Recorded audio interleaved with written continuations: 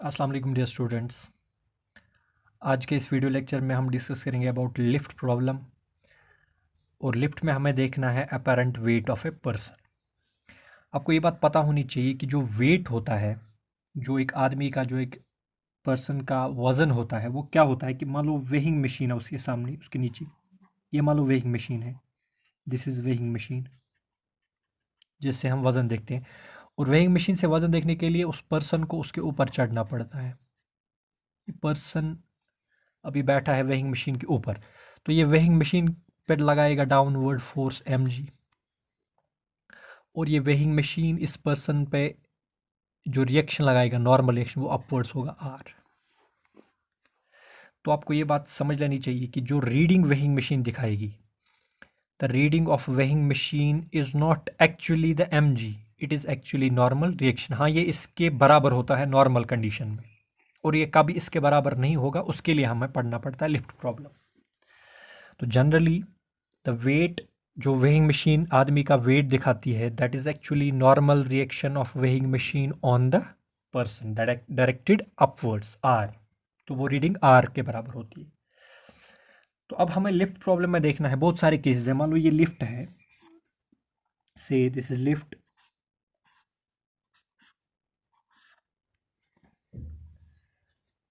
और लिफ्ट के अंदर वेइंग मशीन रखी हुई है, वेइंग मशीन के ऊपर पर्सन है। तो नॉर्मल रिएक्शन ऊपर होगा और mg नीचे होगा। ये लिफ्ट की रस्सी है, ये ऊपर से सपोर्ट है। तो जो हम केस फर्स्ट लिखेंगे, केस फर्स्ट, उस सिचुएशन में लिफ्ट रेस्ट में हम लेंगे, रेस्ट, लिफ्ट एट रेस्ट, यानी कि लिफ्ट रुका हुआ है, ना लिफ्ट ऊपर जा रहा है ना लिफ्ट नीचे जा रहा है। तो लिफ्ट रेस्ट में है, यानी कि उसकी वेलोसिटी कितनी है, ज़ीरो।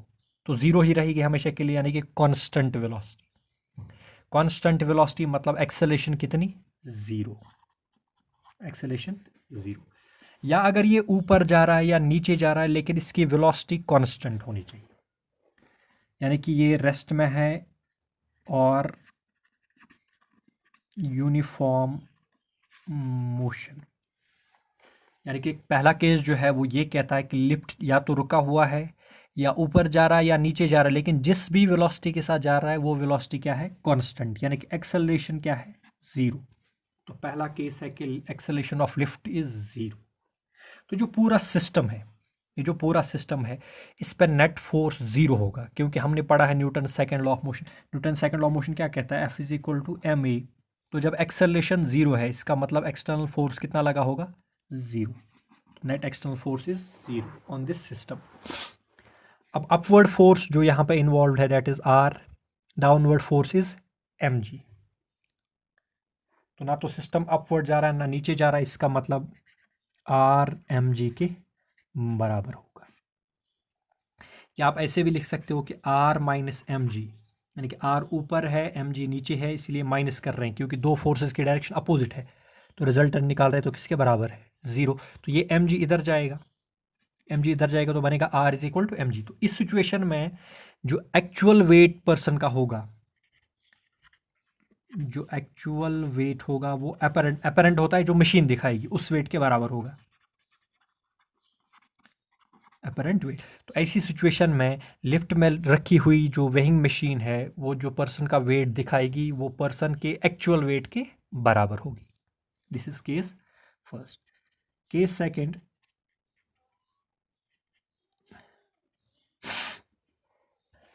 केस सेकंड, अब अगर लिफ्ट नीचे जा रहा है, फिर से हम बनाएंगे ये डायग्राम।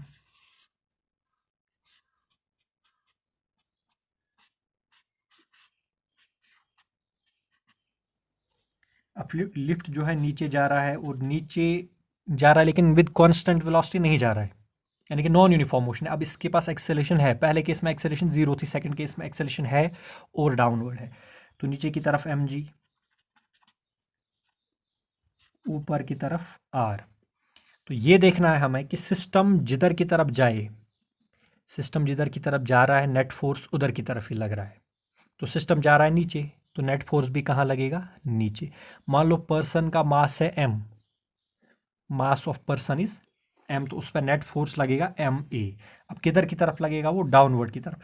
तो नेट डाउनवर्ड फोर्स जो होगा, तो नीचे ले जाने वाला फोर्स mg है, ऊपर ले जाने वाला फोर्स r है। अब दो में से बड़ा कौन होगा, दो में से बड़ा वही होगा जिधर की तरफ लिफ्ट जा रहा है, जिधर की तरफ पर्सन जा रहा है। पर्सन जा रहा है नीचे, तो बड़ा होगा mg। तो हमें लिखना इस सिचुएशन में, यानी कि एक्सेलेरेशन है बट डाउनवर्ड्स, तो इस सिचुएशन में हमें लिखना है mg माइनस r। तो ये होगा net downward force mg minus r। किसके बराबर होगा, नेट फोर्स किसके बराबर होता है, mass into acceleration, mass of person into acceleration of lift. अब जो अपरेंट वेट है वो r है, दैट इज r। तो r किसके बराबर होगा, r बराबर होगा mg minus ma, mg minus ma। तो जो mg था वो एक्चुअल वेट था, इसमें से कोई चीज़ माइनस हो रही है, यानी कि अपरेंट वेट जो है वो एक्चुअल वेट से क्या होगा, कम। यहाँ पे जो r है वो mg से कम होगा, ठीक है, क्योंकि mg में क्या हो रहा है, माइनस। तो apparent weight is less than actual weight. तो लिफ्ट प्रॉब्लम में अपरेंट वेट कब कम होता है एक्चुअल वेट से, जब लिफ्ट डाउनवर्ड मूव करेगा विद एक्सेलरेशन a। अच्छा, अगर ये एक्सेलरेशन g के बराबर होगी, if a is equal to g, अगर ये एक्सेलरेशन ड्यू टू ग्रेविटी के बराबर होगी, यानी कि लिफ्ट की एक्सेलरेशन g के बराबर होगी, उस सिचुएशन में r का वैल्यू क्या आएगा, सिंपल है। उस सिचुएशन में r का वैल्यू आएगा mg, यहाँ पे देखो mg माइनस mg, क्योंकि a की जगह g लिखना है, mg माइनस mg 0। तो उस सिचुएशन में r किसके बराबर होगा, 0, यानी कि इसको बोलते हैं हम वेटलेसनेस। यानी कि पर्सन को लगेगा कि जैसे उसके पास वेट है ही नहीं, जैसे कि उसको कोई फोर्स अर्थ की तरफ खींच ही नहीं रहा है, दैट इज कि उसको लगेगा वेटलेस। तो ये तब होगा जब लिफ्ट की एक्सेलरेशन डाउनवर्ड होगी with an acceleration equal to acceleration due to gravity. अच्छा, एक और बात, अगर लिफ्ट जिस एक्सेलरेशन से नीचे जा रहा है तो वो g से बड़ी होगी। अगर लिफ्ट के जाने की एक्सेलरेशन ड्यू टू ग्रेविटी से बड़ी होगी, ज़्यादा होगी, तो उस सिचुएशन में क्या होगा, नॉर्मल रिएक्शन जो आएगा नेगेटिव आएगा। नॉर्मल रिएक्शन नेगेटिव आएगा। तो ये केस समझने वाला है, यानी कि ये जो लिफ्ट है ये नीचे जा रहा है, लेकिन इसके नीचे जाने की एक्सेलरेशन ड्यू टू ग्रेविटी से ज़्यादा है, ठीक है। तो ये नीचे जा रहा है बहुत तेज़ी से, तो पर्सन को क्या हो जाएगा, वो स्टिक कर जाएगा इसकी छत से, वो कोलाइड होगा। जितनी एक्सेलरेशन ज़्यादा होगी एक्सेलरेशन ड्यू टू ग्रेविटी से, 9.8 मीटर पर सेकंड स्क्वायर से जितनी लिफ्ट की एक्सेलरेशन ज़्यादा होगी, उतना जल्दी ये पर्सन टकरा जाएगा, कोलाइड करेगा, स्टिक करेगा किसके साथ, with the roof of lift, तो ये तभी होगा जब एक्सेलरेशन ड्यू टू ग्रेविटी से ज़्यादा होगी। This is case second. Case third है, डाउनवर्ड की जगह अब अपवर्ड है, लिफ्ट नीचे नहीं जा रहा है, लिफ्ट ऊपर जा रहा है विद एक्सेलरेशन a। तो दिस इज केस थर्ड।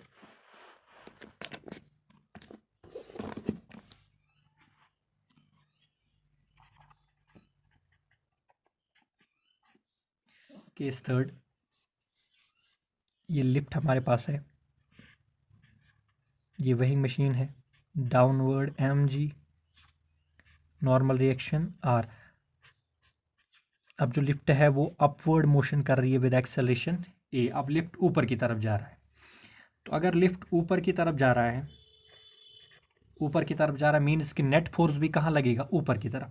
तो क्या लिखेंगे इस सिचुएशन में, r माइनस mg, क्योंकि अभी r ज़्यादा होगा mg कम होगा। जैसे पिछले केस में लिखा था mg माइनस r, क्योंकि लिफ्ट नीचे जा रहा था।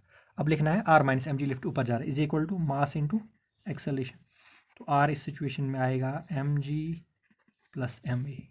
तो एक्चुअल वेट है mg, r उससे क्या हो रहा है, ज़्यादा, यानी कि mg को ऐड करना है तो r मिलेगा, तो r ज़्यादा होगा mg से, यानी कि apparent weight is greater than actual weight.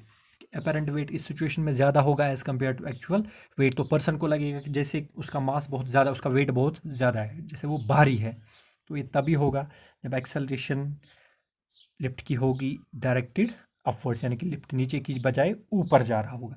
तो these are different cases of lift problem, जिसको हम फ्री बॉडी डायग्राम से या Newton second law of motion से एक्सप्लेन कर सकते हैं। इसके बाद इसके रिलेटेड आप न्यूमेरिकल्स कर सकते हो, जैसे हमने पिछली बार देखा था एडवर्ड्स मशीन कनेक्टेड मोशन की एक एग्जांपल थी। तो आपने याद रखना है कि सिस्टम जिधर की तरफ मूव करेगा, यानी कि जिधर की तरफ मोशन हो रहा है नेट फोर्स भी उधर ही की तरफ लग रहा है। F is equal to M A use करना है तो हम निकाल सकते हैं फोर्स और हम निकाल सकते हैं एक्सेलेरेशन, अगर हमें मास के बारे में नॉलेज होगी। तो इसके बाद जो टॉपिक आएगा that is principal of conservation of linear momentum. Principal of conservation of linear momentum, अगर आपको Newton second law of motion का लेक्चर याद होगा या आप उसको देख सकते हैं, उसमें हमने देखा था कि मैथमेटिकली हमें आया था F is equal to D P upon D T, force on a body is directly proportional to rate of change of linear momentum with respect to time. Directly proportional to या is equal to rate of change of linear momentum with respect to time. यानी कि अगर force है, अगर body पे force apply होगा तो body का लीनियर मोमेंटम चेंज होगा। तो अगर बॉडी पे फोर्स अप्लाई नहीं हुआ, फोर्स नहीं है, तो लीनियर मोमेंटम चेंज नहीं होगा। अगर लीनियर मोमेंटम चेंज नहीं होगा तो मीन्स कि लीनियर मोमेंटम क्या रहेगा, कांस्टेंट। तो लीनियर मोमेंटम रिमेन्स कांस्टेंट।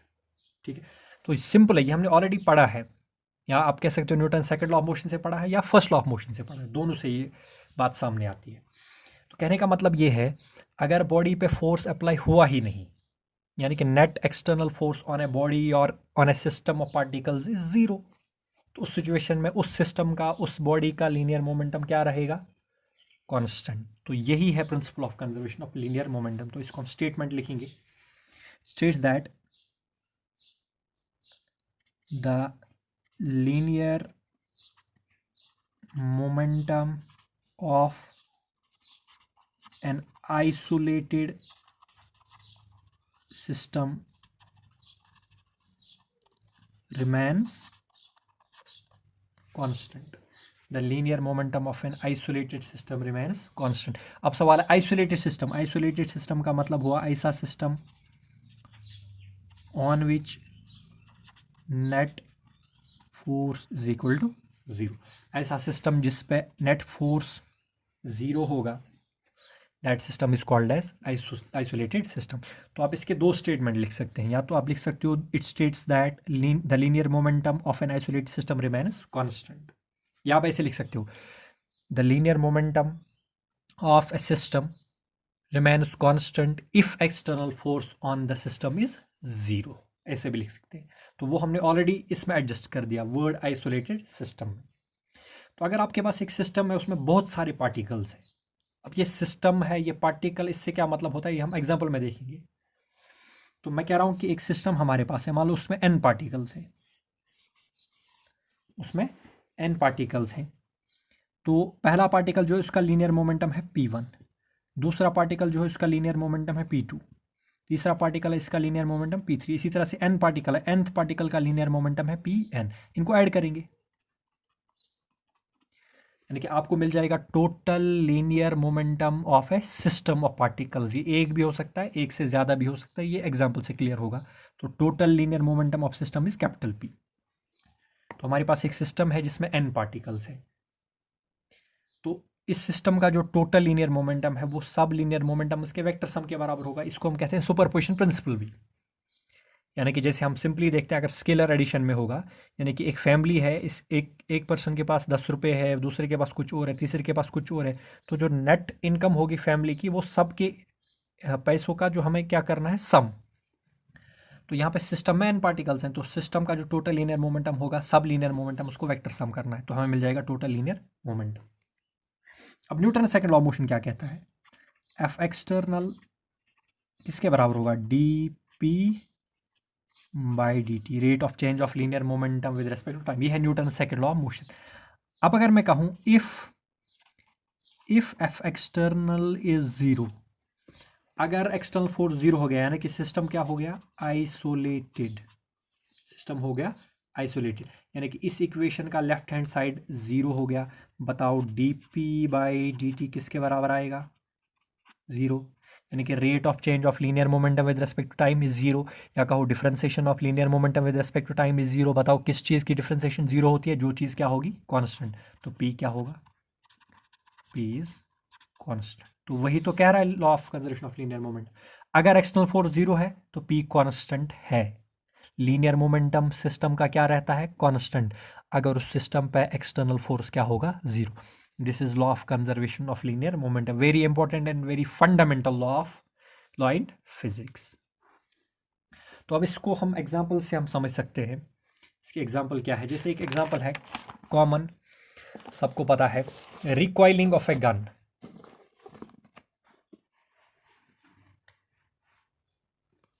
पहली example,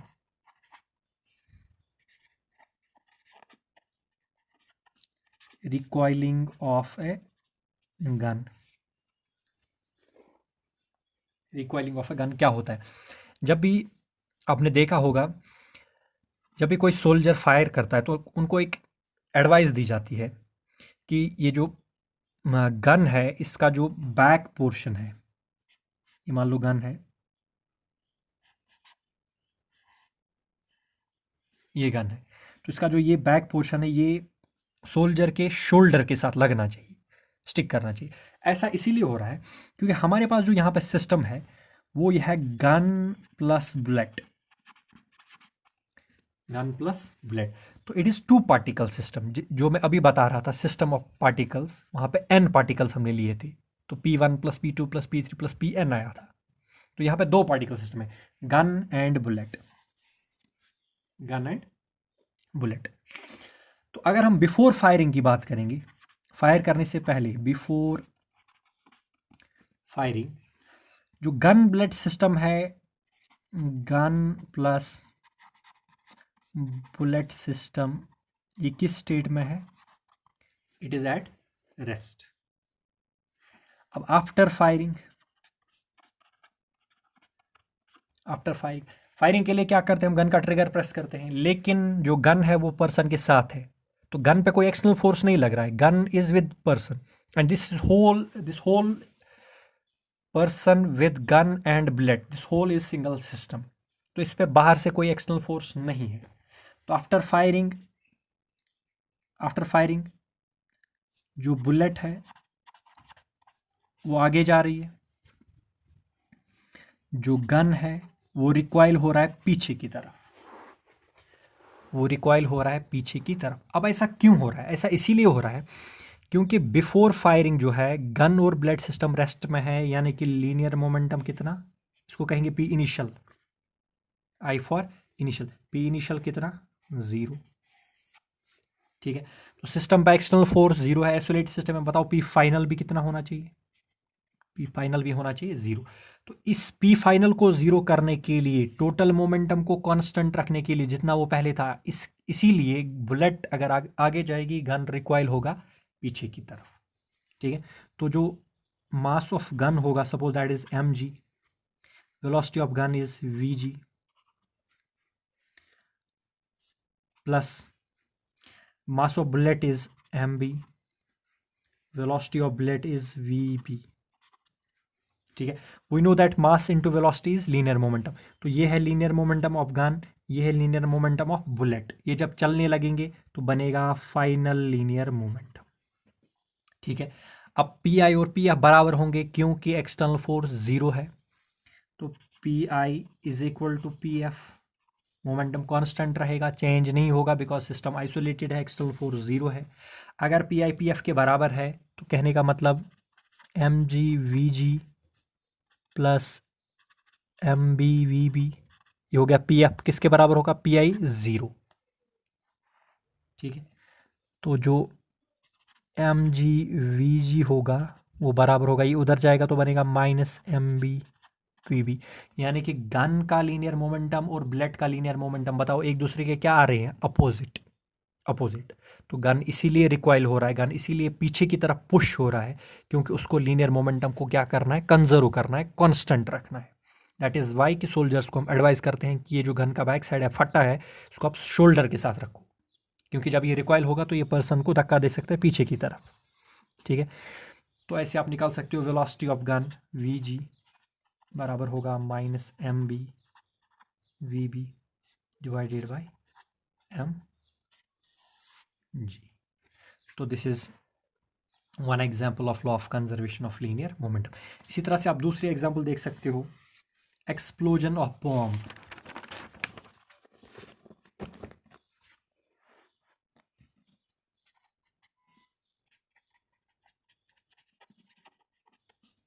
explosion of bomb, bomb जब फटता है, मान लो ये आपके पास बॉम्ब है, this is before explosion. Before explosion suppose bomb is at rest, तो बताओ लीनियर मोमेंटम कितना, पे इनिशियल कितना, 0। अब ये बॉम्ब में इंटरनल फोर्सेस, एक्सटर्नल फोर्स नहीं है, एक्सटर्नल फोर्सेस की वजह से बॉम्ब नहीं फटेगा, इसके अंदर कुछ होगा, ट्रिगरिंग होगी, इनसाइड फोर्स होगा, तो ये बॉम्ब फटेगा इनटू 2 पीसेस। अगर इस बॉम्ब के 2 पीसेस हुए, एक पीस अगर इधर गया तो दूसरा अपने आप इधर जाएगा। ठीक है, इसीलिए जाएगा क्योंकि इसका लीनियर मोमेंटम अगर आगे है, इसका लीनियर मोमेंटम पीछे आएगा, तो पी फाइनल भी कितना आएगा, 0। तो बॉम्ब एट रेस्ट जब एक्सप्लोड होता है तो उसके जो फ्रेगमेंट्स होते हैं they fly of in opposite direction. अब अगर तीन होंगे, एक इधर जाएगा, एक इधर जाएगा, एक ऐसे जाएगा, ये ऐसे मोशन करेंगे, ये ऐसे फ्लाई ऑफ होंगे, ये टुकड़े ये ऐसे दूर भागेंगे एक दूसरे से, कि सच दैट आफ्टर एक्सप्लोजन जब हम सब फ्रेगमेंट्स के लीनियर मोमेंटम उसको सम करेंगे तो वो भी 0 आना चाहिए, क्योंकि पहले भी लीनियर मोमेंटम कितना था, 0। तो वो कांस्टेंट आना चाहिए because external force on this bomb is 0। तो this is second application of या example of Newton's principle of conservation of linear momentum. इसी तरह से जो थर्ड एग्जाम्पल है वेरी इंपॉर्टेंट, वो आप देख सकते हो, मोशन ऑफ रॉकेट। ये हमारा अगला टॉपिक होगा, फिलहाल हम एग्जाम्पल को डिस्कस करते हैं। मोशन ऑफ रॉकेट या फ्लाइट ऑफ रॉकेट या प्रोपल्जन ऑफ रॉकेट। मान लो रॉकेट जो है, this is a rocket, rocket में होता क्या है, इसमें रॉकेट की बॉडी होगी, कंटेनर होगा और इसमें फ्यूल होगा। ठीक है, तो ये ग्राउंड पे रखा हुआ है, इट इज एट रेस्ट, अब इस रॉकेट को कोई डिस्टर्ब नहीं कर रहा है, external force on it is 0। तो अब सपोज इसको हम बर्न कर रहे हैं इस रॉकेट को, तो जो इसके अंदर फ्यूल होगा वो जब बर्न करेगा तो गैसेस जो है वो, यहाँ पे एक नोजल होता है, एक ओपनिंग होती है, एक होल होता है, जब ये फ्यूल जलेगा इसमें हॉट गैसेस बन जाएंगी, उनको हम एकदम से बाहर की तरफ छोड़ रहे हैं। तो ये एग्जॉस्ट गैसेस, ये जली हुई निकली हुई गैसेस, हॉट गैसेस नीचे जा रही है, तो रॉकेट कहाँ जाएगा, ऊपर, just to conserve linear momentum. इस प्रॉब्लम को हम डिस्कस करेंगे नेक्स्ट लेक्चर में। और यहाँ पे सिस्टम का मास चेंज हो रहा है, जैसे जैसे रॉकेट ऊपर जाएगा इसके अंदर जो मास होगा वो धीरे धीरे कम होगा, तो ये वेरिएबल मास सिस्टम है। तो ये एग्जांपल है लीनियर मोशन ऑफ रॉकेट, भी एग्जांपल है principal of conservation of linear momentum की, लेकिन ये हम यहाँ पे मास जो है वो वेरिएबल रहता है। और इस टॉपिक को, इस प्रॉब्लम को हम डिस्कस करेंगे नेक्स्ट लेक्चर में।